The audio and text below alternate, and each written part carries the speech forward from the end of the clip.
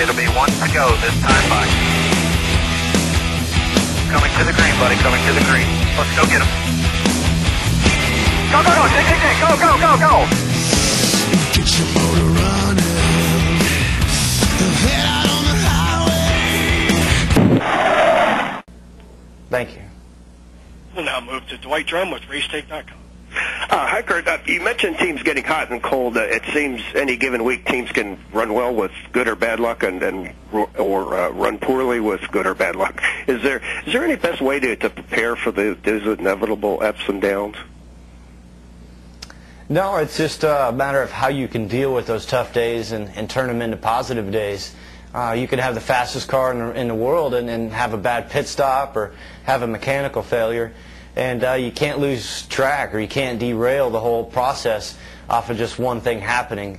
And so sometimes when you're just not on the right track, you got to find the right switch and get her turned around.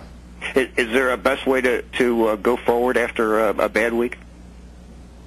You know, the best thing to do is just to chop it off and look forward.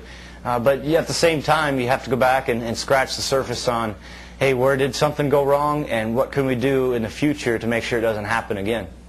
Thanks, and good luck this week. We'll take a follow-up question from Jorge Medaka with FoxSports.com.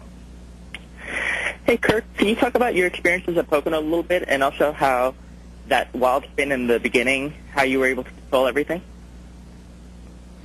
It just seemed like we were very, very tight at the beginning of the race, and so we made some adjustments during the first pit stop, and man, it like I've always said with this car, it's like a razor blade edge. We went from very tight to extremely loose with just a couple changes, and so we ended up spinning, tearing apart our front valence on the rough infield grass. Some of the access roads they have for safety trucks were there, and we caught air jumping over all of that and tore our valence up and had to battle back from that. You know, it can be real easy for us to complain about the valence and the height, you know, but if we stayed on track, we wouldn't have had to worry about that. And going on to this weekend, what do you think we're going to be talking about? A lot of people are saying, oh, it's a fuel mileage race, it's a horsepower race. What are you and your team thinking? It's good old Michigan. You know, you can race 3 wide at this racetrack, and you always have to have a fast car at the beginning of a run.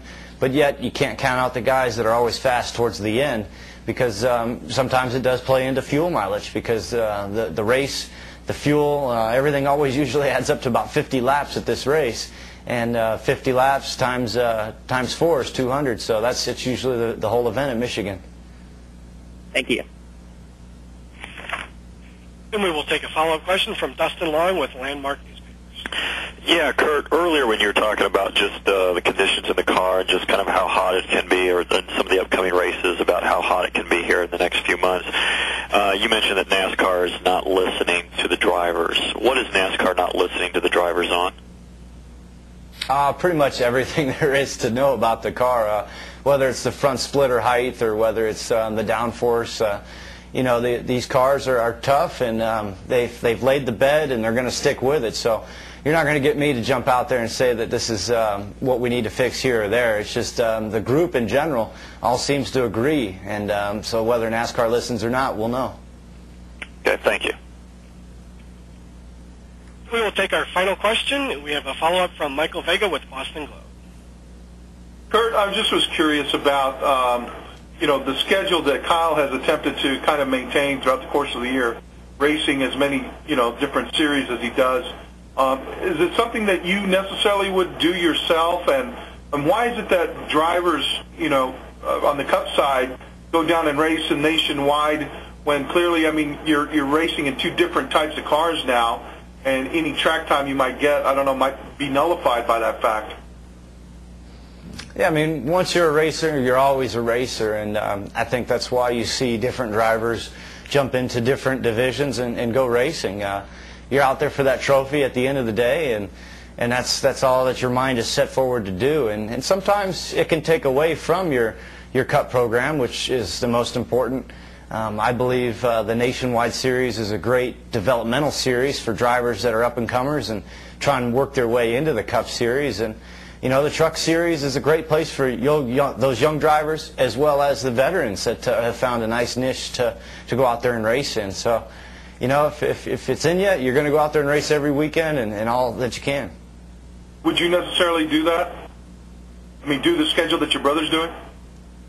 You know, I used to race a bunch when I was younger, 4 or 5 divisions on a race weekend, whether it was a late model or modified, legend cars, you name it, anything with a steering wheel I was trying to get in. Now that I've made it to this elite level, my focus is strictly on the Cup Series and what I can do to make Penske racing stronger. Thanks. Appreciate it, Kurt. Herb, that's all the time we have for questions. I'll turn it back to you. All right. Well, first of all, thank you to our 2004 NASCAR Sprint Cup Series champion, Kurt Busch. Kurt, best of luck this weekend. Thanks, Herb. Appreciate it. We'll see you guys in Michigan. Very good. And before media leave the call, I want to remind you,